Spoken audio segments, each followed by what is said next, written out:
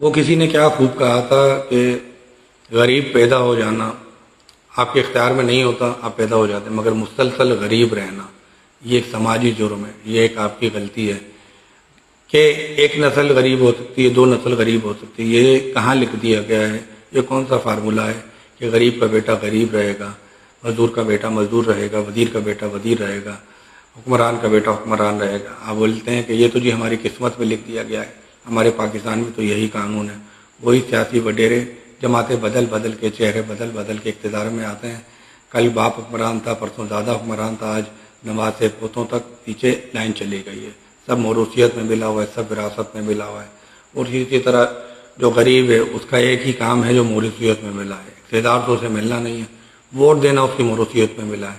اس کا باپ بھی ووٹر تھا، دادا بھی ووٹر تھا، وہ خود بھی ووٹر ہے، آئندہ آنے والی نسلیں بھی ووٹر رہیں گی۔ 5 سال بعد انہوں نے بریانی کی ایک پلیٹ یا قیمے والے نان پر بک جانا ہے اور ووٹ دے کر آ جانا ہے۔ تو اگر آپ کی ایک نسل غریب رہتی ہے تو یہ سمجھ میں آنے والی بات ہو سکتی ہے، اگر آپ کی نسلیں غریب رہتی ہیں تو اس کے جرمدار ریاست بھی ہے، آپ بھی ہیں، ادارے بھی ہیں، سب اس کے جرمدار ہیں۔ سب سے پہلے آپ خود اس کے جرمدار ہیں۔ سوچیں ایسا کیوں ہے۔